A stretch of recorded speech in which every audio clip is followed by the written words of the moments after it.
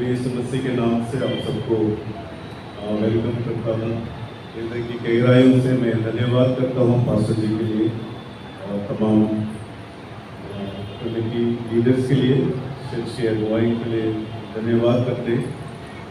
Vishwavani ministry के लिए आप लोग बहुत लोग प्रार्थना करते हैं, आप लोग दान देते हैं, सपोर्ट करते हैं, इसलिए आप सबको इस मसीह के नाम से हम धन्यवाद करते हैं। आप लोगों के बीच में हम एक 4 मिनट का एक वीडियो क्लिप हम दिखाना चाहते हैं, जो विश्ववाणी का जो सेवकाई जो है करंट दिनों में कैसा चल रहा है और कैसे परमेश्वर उसको मार्गदर्शन करता है करके मैं आप लोगों के बीच में बताना चाहते हैं। कृपया इसे ध्यान से देखिए, उसके बाद हम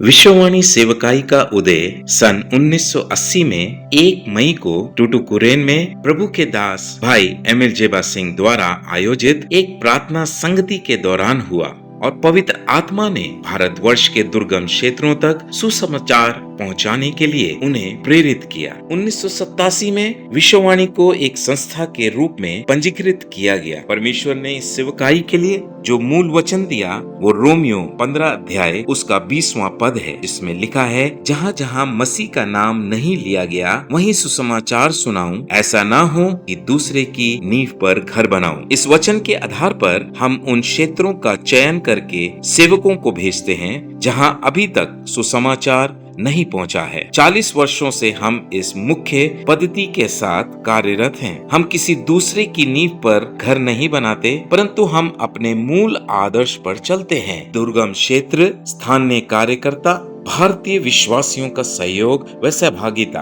प्रभु ने अपने दास डॉक्टर एमिल जेबा सिंह को बोझ दिया कि वे भारत के 1 लाख दुर्गम क्षेत्रों तक सुसमाचार लेकर जाएं, जहां प्रभु का वचन अभी तक नहीं पहुंचा है, ताकि वचन के द्वारा लोगों को नया जीवन प्रदान हो तथा उनके जीवन परिवर्तित किए जाएं। भारत दुनिया में सबसे ज्यादा जनसंख्या की श्रेणी में दूसरे स्थान में पाया जाता है। यहाँ 300 से भी अधिक भाषा बोलने वाले समूह हैं। विश्ववाणी 3 मुख्य सिद्धांतों या पद्धतियों पर कार्य करती है। पहला, विश्ववाणी क्षेत्रीय सेवकों को नियुक्त करके कार्य क्षेत्रों में सेवकाई के लिए भेजती है। दूसरा, दुर्गम क्षेत्र, सेवकों को ऐसी जगह भेजना जहां अभी तक सुसमाचार नहीं पहुंचा है। तीसरा, भारतीय विश्वासियों का सहयोग, सेवा क्षेत्रों में जाने वाले पूर्णकालिक सेवकों की सहायता गांव गोद लेने के द्वारा व दान सहयोग देने वाले भारतीय सहयोगियों के योगदान से ये सब की जाती है। क्षेत्रों का सर्वेक्षण कराकर वह उस क्षेत्र की पूरी जानकारी हासिल करके उन कार्य क्षेत्रों का चुनाव किया जाता है। तत्पश्चात सेवकों को नियुक्त करके उन क्षेत्रों में कार्य करने के लिए भेज दिया जाता है जहां कोई और अन्य संस्था या सेवक कार्यरत न हो।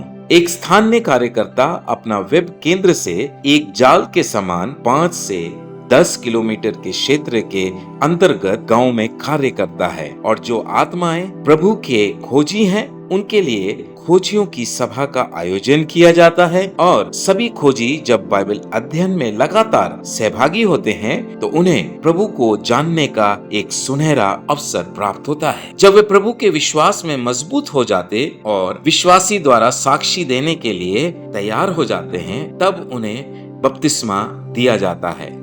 जब किसी गांव में बपतिस्मा पाए हुए विश्वासियों की संख्या 10 व उससे अधिक हो जाती है, तब वहाँ साप्ताहिक आराधना प्रारंभ की जाती है ताकि विश्वासी जन आत्मिक रूप से बढ़ सकें और आगे को परिपक्व होकर नई आत्माओं को प्रभु के राज्य के समीप लाने में सक्षम बन सकें। विश्ववाणी की उत्तर भारत की सेवकाई वर्तमान में 3184 गांवों में हो रही है। पवित्र शास्त्र की आध्यात्मिक शिक्षा 42 विभिन्न भाषा भाषी लोगों के मध्य की जा रही है, जिनके मध्य 1227 पूर्णकालिक सेवक सेवा करते हैं और 129 निर्मित आराधना भवन बनाए जा चुके हैं, जहां पर प्रति सप्ताह विश्वासी जन प्रभु की आराधना के लिए एकत्रित होते हैं, जहां 2796 बाइबल अध्ययन समूह पवित्र शास्त्र की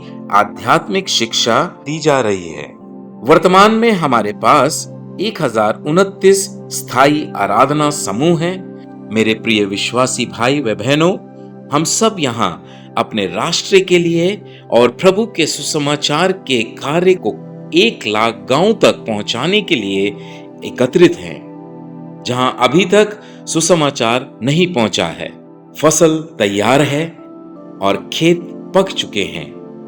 अब क्या आप हमारे साथ प्रार्थना में सहभागी होंगे?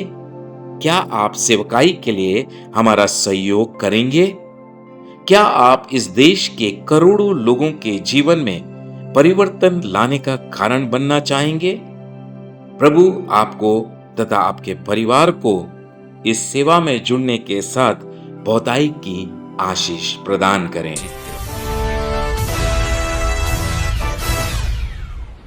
प्रेज़ द लॉर्ड बोलिए, हालेलुया।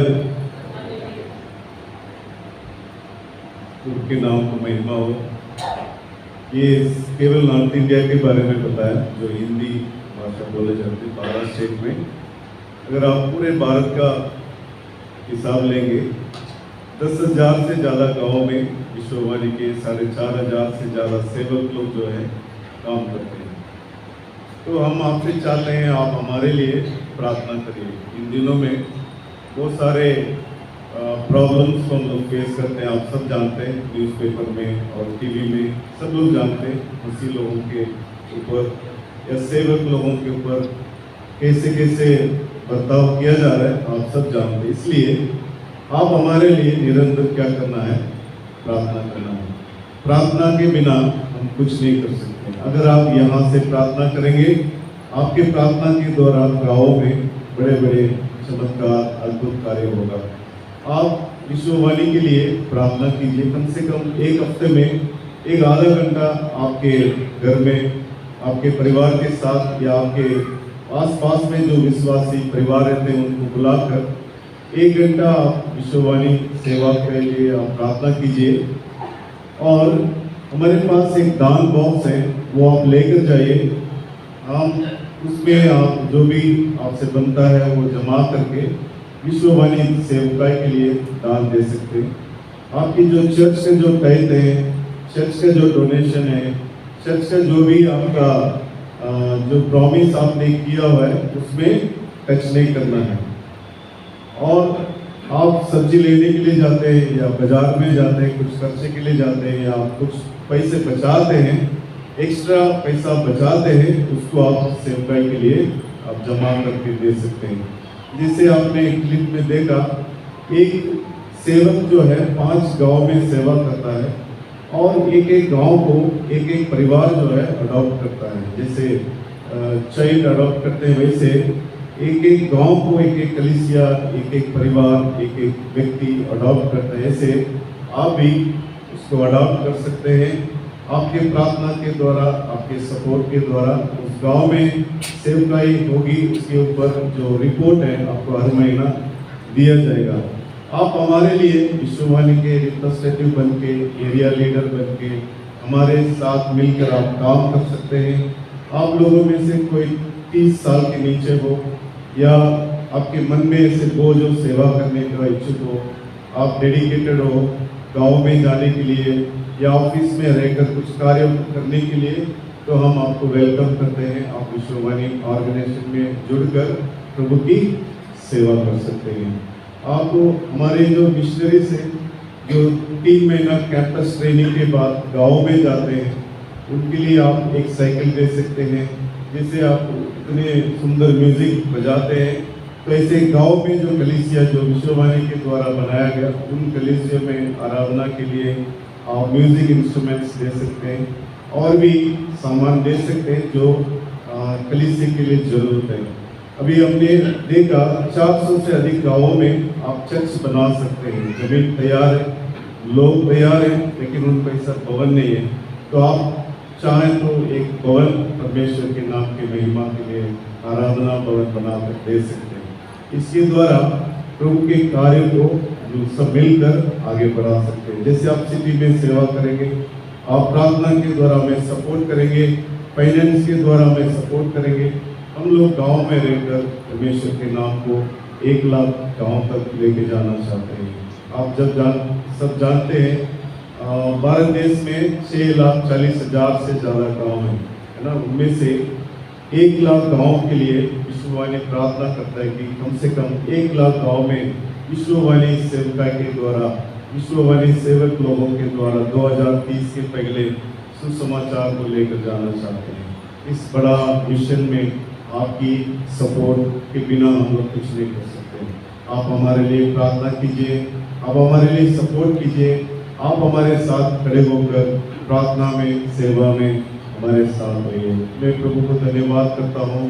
ये सारे सेवकाई जो है भारत देश के जो विश्वासी लोग और जो कलीसिया है, उस कलीसिया के लोगों के द्वारा, कलीसिया के द्वारा जो सपोर्ट है उसी के द्वारा होता है ना। विश्ववाणी के नाम से कोई FCR भी नहीं है जो फॉरेन फंड को ले सके।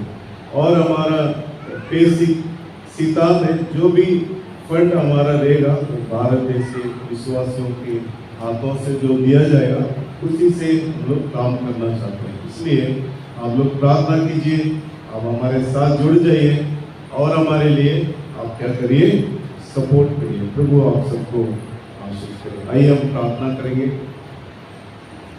हमारे जीवित पवित्र पिता, इस अच्छे समय के लिए हम धन्यवाद करते हैं प्रभु जी। आज के पवित्र दिन में पवित्र लोगों के साथ में पवित्र भवन में आकर प्रभु जी आप आराधना करने के लिए आपने अनुग्रह किया, दया किया प्रभु जी, इसलिए हम धन्यवाद करते हैं प्रभु जी। थोड़ी देर आपके वचन को मनन करना चाहते हैं प्रभु जी। आप मुझे छुपाकर आपके पवित्र आत्मा के द्वारा प्रभु जी बात कीजिए, ताकि वचन को हम समझ सके और हमारे लिए जो जिम्मेदारियां आपने निर्धारित किया है प्रभु जी, उसको समझकर प्रभु जी भारत देश में आपके सुसमाचार कार्यों को आगे लेकर जा सके और हमारे परिवारों में, हमारे जीवनों में, हमारे कलीसियों में आशीषों को पा सके। सारे स्तुति, महिमा, आदर आपको करते हैं यीशु मसीह के पवित्र नाम से हम लोग प्रार्थना करते हैं प्रभु, आमीन। आइए हम मनन के लिए जो बाइबल से हम चुना, प्रवृत्ति का काम 3 अध्याय 1 से 10 तक आज हम वचन में सुना। हम इसके अंदर से कुछ बातों का मनन करेंगे। फिर से मैं आपके कलीसिया के तमाम पासवानों को, लीडर्स को धन्यवाद करते हैं विश्ववाणी सेवका के लिए। परमेश्वर के वचन को आपके बीच में लाने के लिए आपने समय दिया, इसलिए मैं धन्यवाद करता हूँ। ये जो बाइबल पोर्शन है, अधिक से बहुत लोग जानते हैं, एक जन्म से लंगड़ा हुआ व्यक्ति है। ऐसे सोलोमन के द्वारा बनाया हुआ, यरूशलेम में बनाया हुआ एक बड़ा चर्च है, मंदिर है। उस मंदिर के गेट के बाहर उनको हर दिन भेज देते थे, ताकि अंदर आने वाले विश्वासियों से क्या करें, भीख मांगे। और आज उसका एज जो है 4 अध्याय 22 वचन में अगर पढ़ेंगे, उसका जो एज जो है, उसकी उम्र जो है उस व्यक्ति का 40 साल से अधिक उम्र है। लेकिन जब से वो रखा गया, हर दिन वो लोग लाते थे। छोटे से उम्र से लेकर आज 40 साल हो गया, वो व्यक्ति अभी भी क्या कर रहा है, चर्च के पास बैठकर भीख मांग रहा है।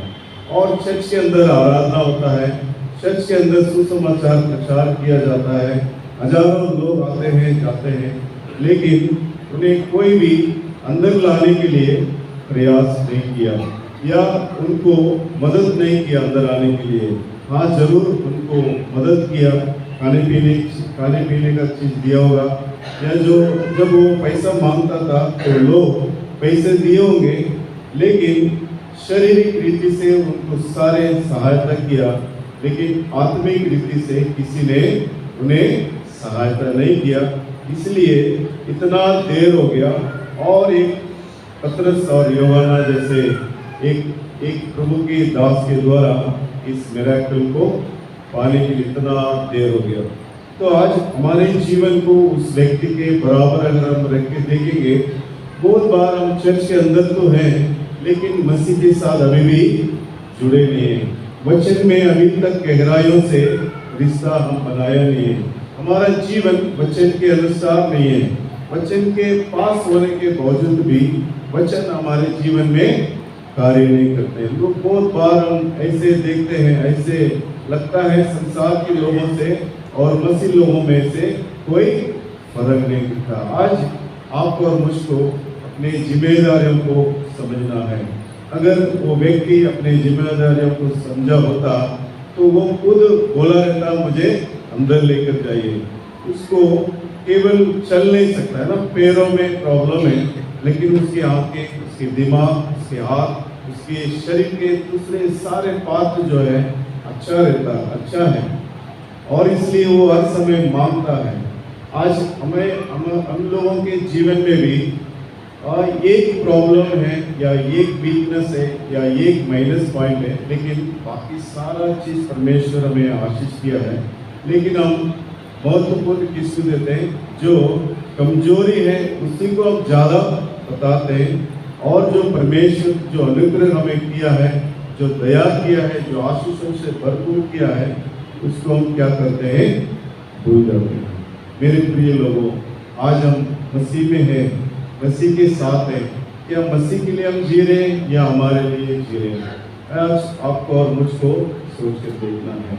आप अपनी जिम्मेदारियों में सही है या नहीं है वो सोचना है, क्योंकि हर दिन वेस्ट होते जा रहा है। जितना दिन आप अपनी जिम्मेदारियों को नहीं समझेंगे तब तक के लिए बहुत लंबा समय व्यर्थ हो जाएगा। यहाँ पर इस व्यक्ति को अगर आप देखिए, वो 40 साल से कलीसिया के बाहर बैठा है। चलिए, कलीसिया के अंदर जो संदेश होगा या गीत उनके कानों में सुनता है, लेकिन उसके मन में उसको आशीषों को पाने के लिए तैयार नहीं है। और उनके माँ बाप को भी देखिए, हर दिन वो लोग लेकर आकर उनको उस भवन के बाहर रखते थे। वो भी कभी प्रयास नहीं किया उसको अंदर लेके जाए, पास्टर से बात करें, पास्टर इनके लिए प्रार्थना करें। विश्वासी लोगों से कभी नहीं बोला कि इनके लिए प्रार्थना करें, है ना। माँ बाप भी आज हमारी जिम्मेदारी हमारे बच्चों को बड़ा बनाने के लिए प्रयास करते हैं। केवल हम यही देना चाहते हैं, एजुकेशन देना चाहते हैं। अच्छा एजुकेशन देकर बड़ा होने के बाद अच्छा नौकरी मिले, और बड़ा नौकरी, अच्छा नौकरी मिलने के बाद अच्छा पैसे कमाएं। यही हमारा भी लक्ष्य होता है। आज हमारी जिम्मेदारी हमारे बच्चों के ऊपर क्या है? क्या हम संसार के रीति से हम उनको बड़ा कर रहे हैं या स्पिरिचुअली हम उनको बड़ा कर रहे हैं? बहुत सारे माँ बाप अपने बच्चों का नाम लेके कभी प्रार्थना भी नहीं करते, और उनके सर पे हाथ रखकर कभी प्रार्थना नहीं करते। इसलिए जब वो बड़े हो जाते हैं तो हमारे बातों को नहीं मानते और गलत रास्ते में बहुत बार चले जाते हैं। ये जो लंगड़ा व्यक्ति है, इनके माँ बाप भी मंदिर तक लेकर आया, कलीसिया के गेट तक लेकर आया, लेकिन कलीसिया के अंदर लेके जाने के लिए कभी प्रयास नहीं किया। वो लोग भी अपना जिम्मेदारी को नहीं समझे, वो व्यक्ति भी अपना जिम्मेदारी को नहीं समझा। अभी उनके माँ बाप भी अपने बच्चे के ऊपर जो जिम्मेदारी है वो नहीं समझा। और एक ग्रुप देखिए जो चर्च में लगातार आते जा रहे थे, जो विश्वासी परिवार होते हैं ना, जो कलीसिया के अंदर आकर आशीषों को पाया, चमत्कार को पाया, चंगाइयों को पाया, बहुत सारे अपने जीवन में आशीषों को पाया, लेकिन जाते समय या आते समय उस भिखारी को पैसा दिया, लेकिन कभी यीशु मसीह के बारे में नहीं बताया। तो वो जो कलीसिया के अंदर जितने भी विश्वासी लोग थे या सेवक लोग थे, वो लोग भी अपनी जिम्मेदारियों को नहीं समझा। अभी मेन हम 3 बातों को ध्यान करेंगे कि पतरस ने यूहन्ना के साथ उसकी ओर ध्यान से देखकर कहा, हमारे ओर देख। हम ध्यान से देखना बहुत जरूरी है। ध्यान से देखना बहुत जरूरी है। बहुत सारे लोग ऐसे देखते हैं और चले जाते हैं, लेकिन पतरस और यूहन्ना के साथ जब वो मंदिर में जा रहे थे, बहुत सारे लोगों को उन्होंने देखा होगा, लेकिन इस व्यक्ति का हालत को देखकर उन्होंने अपनी ध्यान लगाया, है ना। पतरस यहाँ पर वचन में लिखते हैं, उसकी ओर ध्यान से देखकर कहा, हमारी ओर देख। क्या बोले? हमारी ओर। तो आज मसीह लोगों के जीवन में ध्यान से देखने का एक अनुभव चाहिए। Praise the Lord. ध्यान से देखने का अनुभव चाहिए। हम लोग ध्यान से देखते हैं, लोगों की बुराइयों को हम क्या करते हैं? निकालते हैं। ये बहुत देरी से आता है, ये वो गलत काम करता है, वो वैसा चलता है करके ध्यान से तो देखते हैं, लेकिन उनके बुराइयों को देखते हैं। लेकिन पतरस ने उस व्यक्ति को ध्यान से देखा और समझा कि ये पैसा नहीं चाहिए, इनको यीशु मसीह का सुसमाचार चाहिए, ये बाहर बैठना नहीं चाहिए, ये अंदर आना चाहिए करके उन्होंने बोला कि हमारी ओर देख, हमारी ओर देख। ऐसा एक अनुभव हमारे जीवन में होना चाहिए। सबसे पहला हम अपनी जिम्मेदारियों को समझना चाहिए और आसपास में क्या हो रहा है, कैसे लोग रह रहे हैं, कैसे लोग हैं, हमको क्या करना है? ध्यान से देखना है, ध्यान से देखना है, ध्यान से देखना है। और हमारे जीवन को ऐसे पवित्रता के साथ रखना है ताकि उनको बोल सके, हमारी ओर देख। आज लोग आपको और मुझको देखते हैं। वचन में हम पढ़ते हैं, यीशु मसीह का जो महिमा का जो प्रकट जो है, हमारे द्वारा लोग क्या होना चाहिए? पहचानना चाहिए। ये मसीह का लोग हैं। मसीह का लोग मतलब मसीह का जैसा लोग है। हालेलुया। हमारे अंदर प्रेम चाहिए, हमारे अंदर अच्छी बातें चाहिए। लोग यही हमें क्या करते हैं? ध्यान से देख रहे हैं। अगर दूसरे लोगों का और हमारे लोगों में से अगर फर्क नहीं है तो क्या फायदा है? हमारी ओर देख, हमारी ओर देख। आप किसी को ध्यान से देखते हैं, क्या आप ऐसे बोल सकते हैं क्या, मेरे ओर देख, हमारी ओर देख? ये पतरस ने इसलिए बोला कि पतरस को हमने जो सुसमाचार के वचन में भी पढ़ा, यीशु मसीह बोलता है, यीशु मसीह बोलता है, तुम मुझे क्या बोलते हो? है ना। संसार के सारे लोग तो बोलते हैं यीशु मसीह, लेकिन तुम क्या बोलते हो? तुम क्या कहते हो? मत्ती के 16 अध्याय में हमने पढ़ा, 13 से 20 वचन तक पढ़ा। यीशु मसीह पतरस से पूछता है, तुम क्या बोलते हो? तो पतरस क्या बोलता है? तुम जीवित परमेश्वर का पुत्र है, तुम जीवित परमेश्वर का पुत्र है। अगर आप और हम सच्चा मसीह हैं तो हम किसको फॉलो कर रहे हैं? जीवित परमेश्वर को। तो हमारा जीवन भी परमेश्वर के जैसा होना चाहिए, यीशु मसीह का जैसा होना चाहिए, पवित्रता के साथ होना चाहिए। आसपास के लोग, आपके ऑफिस के लोग, आपके स्कूल के लोग, आपके अड़ोस पड़ोस के लोग जब आपको देखेंगे तो पहचानना चाहिए कि ये मसीह का है। केवल नाम के लिए मसीह नहीं, सच में हमारे बातों में, हमारे चाल चलन में पवित्रता दिखना चाहिए और हमें देखकर वो लोग समझना चाहिए ये यीशु मसीह का लोग है ना। उस कलीसिया के बाहर 40 साल पड़ा रहा, लेकिन कोई ध्यान नहीं दिया। आज पतरस आकर ध्यान से देखकर उनसे कहता है कि हमारी ओर देख। हम भी पहले पापी थे, हम मच्छी पकड़ने वाले थे, हम परमेश्वर से दूर जी रहे थे, लेकिन जब यीशु मसीह को हमने ग्रहण किया तो यीशु मसीह के लिए हम क्या कर रहे हैं? पवित्रता के साथ जी रहे हैं। हमारी ओर देख। आज संसार के लोग वो आदर्श किसको बने? वो घूम रहा है, उधर जा रहा है, उनको रास्ता दिखाने के लिए कोई नहीं। आज आपका और मेरा जिम्मेदारी है, पतरस के समान, यूहन्ना के समान, जो कलीसिया के नजदीक में है, कलीसिया के बाहर जितने भी लोग हैं उनको परमेश्वर की सुसमाचार को बताना है। हम किसी को धर्म परिवर्तन नहीं करते, हम यीशु मसीह के नाम से उनका मन परिवर्तन करते हैं, है ना। तो आगे देखते हैं तो वह उनसे कुछ पाने की आशा रखते हुए उनकी ओर ताकने लगा। तब पतरस ने कहा, चांदी और सोना तो मेरे पास है ही नहीं, परंतु जो मेरे पास है वो तुझे देता हूँ। आप और हम यीशु मसीह को तो पहचान लिया, यीशु मसीह को पा लिया, यीशु मसीह के लिए जी रहे हैं, लेकिन यीशु मसीह को किसी को नहीं दे रहे। यही हमारा सबसे बड़ा माइनस पॉइंट है।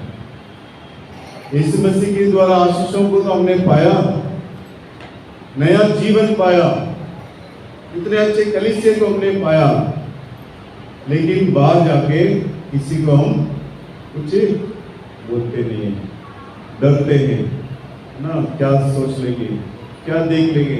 इसलिए आपको और मुझको ध्यान से देखना है। कुछ लोग तरस रहे, कौन मुझे रास्ता दिखाएगा, कौन मुझे अच्छे रास्ता दिखाएगा करके बहुत दुखी में है, बहुत परेशानों में है, बहुत निराशा में है। ऐसे लोगों के लिए आज आप और हम पतरस और यूहन्ना बनना है। फिर से पतरस नहीं आने वाला। आज आप और हम पतरस का रोल निभाना है। चांदी और सोना तो मेरे पास है ही नहीं, परंतु जो मेरे पास है वो तुझे देता हूँ।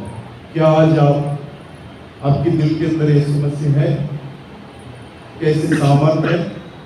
यीशु मसीह को पाया हुआ अनुभव है, पापों से क्षमा पाया हुआ अनुभव है, तो आपके अंदर खुशी रहेगी, आपके अंदर सल्वेशन की अनुभव रहेगी, आपके अंदर एक मुस्कुराहट रहेगा, आपके अंदर एक परमेश्वर के द्वारा दिया गया आनंद रहेगा, ताकि आप क्या कर सकते हैं, दूसरे लोगों को दे सकते हैं। आज मसीह लोग ज़्यादा दुखी हैं, ज़्यादा परेशानियों में, ज़्यादा डिप्रेशन कौन है? मसीह के लोग। क्यों? परमेश्वर के वचन को सही तरीके से अभी तक अनुभव में नहीं लाया। बहुत लोगों के घरों में बाइबल जो है कहीं अलमारी के ऊपर है, कहीं किधर है। कोई लोग चर्च में बाइबल लाने के लिए भी क्या करते हैं?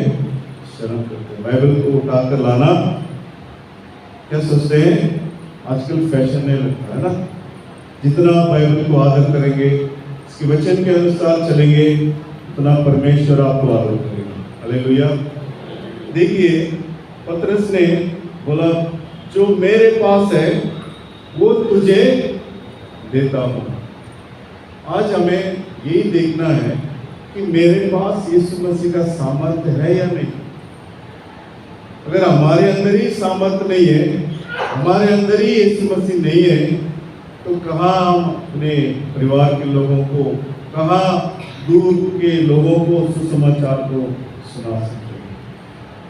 हमें परमेश्वर के नजदीक जाना, परमेश्वर में मिल जाना बहुत जरूरी है। इतना ही नहीं, यीशु मसीह नासरी के नाम से चल फिर, उसने क्या कर दिया? एक सेवा कर दिया, सुसमाचार को प्रचार कर दिया। अभी कलीसिया के अंदर गया ही नहीं, बारी बार एक बड़ा क्या कर दिया? सेवा कर दिया। आज आपको इस कलीसिया के अंदर आने के पहले आपके आसपास के लोगों को जांच कर दीजिए, जिससे आप रोज मिलते हैं, रोज आप देखते हैं, लेकिन उनके जीवन में यीशु मसीह नहीं है, तो आप यीशु मसीह को कब देंगे? यीशु मसीह के बारे में कब बोलेंगे? कब आप मुंह खोलेंगे? मेरी ओर देख, मैं कैसे परिवर्तन हो गया, मेरे जीवन में यीशु मसीह आने के बाद खुशी आ गया, मेरे परिवार में जो दुख और परेशानी था जो यीशु मसीह ने दूर किया। कब आप बताएंगे? जब आप ध्यान से देखेंगे, हमारी ओर देख ऐसे बोल सकते हैं, जब आप परमेश्वर को ग्रहण करेंगे, दिल से पहचानेंगे। और चांदी और सोना तो किसी के पास है ही नहीं ना। लोग यही सोचते हैं, ये लोग क्या करते हैं? कुछ देते हैं और क्या करते हैं? मसीह बनाते हैं। ऐसा नहीं है। जो यीशु मसीह का नाम है, वो सबसे ऊंचा नाम है, सामर्थ्य से भरा हुआ नाम है, चमत्कार करने वाला नाम है। हम गीतों को गाया है ना, कितने अद्भुत गीतों को गाते हैं हम। उस नाम को बताने में क्यों हम पीछे रह जाते हैं? यहाँ पर लिखा है, यीशु मसीह नासरी के नाम से चल फिर। ऐसे इस प्रेरित काम में 3 बार, एक बार पतरस ध्यान से एक व्यक्ति को देखता है, एक बार पौलुस ध्यान से देखता है ना, 14 अध्याय का 14 चैप्टर का 9 वचन में। और एक व्यक्ति है, लंगड़ा है, उसको पौलुस ध्यान से देखता है। देखने के बाद बोलता है, यीशु मसीह के नाम से खड़े हो जाओ, यीशु मसीह के नाम से चल फिरो। वो भी चलने लग गया। जब आप यीशु मसीह के नाम से आप प्रार्थना करोगे, यीशु मसीह को दूसरे लोगों के जीवन में आप डालने के लिए प्रार्थना करेंगे, तो वहां पर मिराकल होगी, वहां पर अद्भुत कार्य होगा। आगे देखते हैं, और उसने उसका दाहिने हाथ पकड़ के उसे उठाया, है ना। 40 साल से वो भीख मांग रहा है। आपकी स्टैंडर्ड और उनकी स्टैंडर्ड बहुत फर्क है। आपके अच्छा कपड़ा है, उनके पास, भिखारी के पास क्या कपड़ा हो सकता है। लेकिन पतरस ने सुसमाचार भी प्रचार किया और यीशु मसीह के नाम भी बताया, यीशु मसीह के नाम से उनको प्रार्थना भी किया, और दाहिने हाथ से, है ना, प्रेम से उन्हें क्या कर दिया, उतार दिया। आपका छोटा सा एक काम जो है, एक व्यक्ति को कलीसिया के अंदर लाने में मदद करता है। अभी आप सब लोग बाइबल खोलिए और 8वां और 9वां 10वां वचन को हम लोग सब मिलकर हम पढ़ेंगे। और उसने उसका दाहिने हाथ पकड़ के उसे उठाया, सब लोग पढ़िए, और तुरंत उसके पाँव में और घुटनों में बल आ गया। वह उछल कर खड़ा हो गया और चलते फिरने लगा, चलने फिरने लगा, और चलता और कूदता और परमेश्वर की स्तुति करता हुआ उनके साथ मंदिर में गया। सब लोगों ने उसे चलते फिरते और परमेश्वर के स्तुति करते देखकर उसको पहचान लिया कि ये वही जो मंदिर के सुंदर फाटक पर बैठकर भीख मांगा करता था। और उस घटना से जो उसके साथ हुई थी, वे बहुत अचंभित और चकित हुए। अगर 11 वचन को पढ़ेंगे, तो सब लोग बहुत आश्चर्य करते हुए उस आश्चर्य में जो सुलेमान का कहलाता है उनके पास दौड़े आए ना। एक व्यक्ति अंदर आने से अभी सारे लोग अचंभित हो गए। आज हम अचंभित हो गए, अरे बाहर क्या हो रहा है। बाहर के लोग अचंभित होना है, हमको परमेश्वर की कार्य को करना है। एक व्यक्ति के लिए आप प्रार्थना करोगे, उनका पूरा परिवार, उनके सारे लोग जो हैं यीशु मसीह के भवन में आ जाएगा। क्या आज आपकी जिम्मेदारी क्या है? सिर्फ काम करना, पैसा लेना, घर बनाना, कार में जाना आना, इतना ही है? क्या हम मसीह के लोग इसी भवन के अंदर आराधना करना इतना काफी है? बहुत सारे लोग हैं। सबसे पहले अपने परिवार, अपने बच्चे, हमारे कलीसिया के लोग और हमारे आसपास के लोग जितने भी सुसमाचार से दूर हैं, वो आपको यूहन्ना बनकर, पतरस बनकर आपको सुसमाचार कार्य करना है। हम जैसे लोग, मिशनरी लोग, गांव में जहां आप नहीं जा सकते, वहां हम आपके प्रार्थना के द्वारा, आपके सपोर्ट के द्वारा हम लोग वहां पर काम करेंगे। आप सिटी के लिए पतरस और यूहन्ना बनना है, हम गांव के लिए पतरस और यूहन्ना बनना है। आइए हम लोग सब मिलकर भारत देश में सुसमाचार को प्रचार करने का निर्णय को हम लेंगे। जब तक हम यीशु मसीह के बारे में नहीं बताएंगे, कलीसिया के बाहर बैठकर लोग भीख मांगेंगे, भीख मांग करेंगे, संसार की बातों को मांगते रहेंगे। जब तक आप ध्यान नहीं करोगे, जब तक आप ध्यान से नहीं देखोगे, जब तक यीशु मसीह के लिए आप गवाही बनकर नहीं जिएंगे, तो सुसमाचार को प्रचार नहीं कर सकते। जब तक आप सुसमाचार प्रचार नहीं करते, तब तक आप दूसरे लोगों को मदद नहीं कर सकते। जब तक आप दूसरे लोगों को हाथ पकड़कर नहीं उठा सकते, कलीसिया के अंदर वो नहीं आ सकते। आज चर्च अभी भी खाली है, अभी भी हमारे परिवार के कुछ लोग आए नहीं, अभी भी हमारे मेंबर्स आए नहीं। जब हमारे ही लोग आए, हमारे लोग ही नहीं आए, तो बाहर के लोग कैसे आए? और जिम्मेदारी को समझिए। व्यर्थ है ना, 40 साल हो गए। 40 साल के बीच में अगर कोई ये सेवा को कर देता, तो भिखारी जो है पहले यीशु मसीह को ग्रहण कर लिया।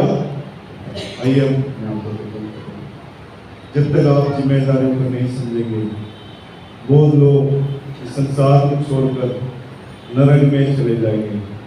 इसलिए आप अपने जिम्मेदारियों को समझिए, जिम्मेदारियों को समझिए। परमेश्वर इस कलीसिया में आपको क्यों रखा है? इस एरिया में आपको क्यों रखा है? इस हालत में, इस स्थिति में आपको क्यों परमेश्वर ने रखा है? आप ध्यान से देखिए, आपके आसपास की जो हालत है उसको ध्यान से देखिए और एक गवाही बनकर जिए। जीने के लिए निर्णय लीजिए। प्रभु कुछ भी हो जाए, मैं आपके लिए पवित्रता के साथ जीऊंगा प्रभु जी। जहाँ पर हम काम करते हैं वहाँ पर परमेश्वर के नाम के लिए गवाही बनकर जीना है। जितना हो सकता है उतना हम यीशु मसीह के बारे में दूसरे लोगों को बताना है, और जितना हो सकता है मदद करके लोगों को उठाना है। परमेश्वर के भवन के अंदर लोगों को लाना है। हमारे जीवित परमेश्वर इस अच्छे समय के लिए हम धन्यवाद करते हैं। हमारे कलीसिया के सारे विश्वासी लोगों को, हमारे भाई बहनों को अपने जिम्मेदारों को समझने के लिए उनके मनों में आप कार्य करते रहिए। जब तक भारत देश में सुसमाचार नहीं पहुंचेंगे, तब तक हम आशीषों से दूर रहेंगे। प्रभु जी हमें सहायता कर, हमें बताने के लिए मदद कर प्रभु जी। गाँव तक पहुंचने के लिए हमें सहायता कर प्रभु जी। प्रार्थना करने के लिए लोगों को तैयार कर प्रभु जी। सुसमाचार प्रचार करने के लिए हमारे लोगों को ऐसे बोझ से भर दे प्रभु जी। मदद करने के लिए हमारे लोगों के दिल को और आत्मा का खोल दे प्रभु जी। आखिर इस भवन में आत्मा से लोगों से भर जाए प्रभु जी। आपके नाम को महिमा होते हुए जो व्यक्ति भीख मांग रहा था, वो स्तुति करते हुए परमेश्वर को आराधना करने के लिए भवन के अंदर आ गया। ऐसी खुशी हमारे परिवारों में भी, हमारे कलीसिया में भी आप देने के लिए अब प्रार्थना करते हैं। सारे स्तुति महिमा आदर आपको करते हैं। यीशु मसीह की पवित्र नाम से हम लोग प्रार्थना करते हैं।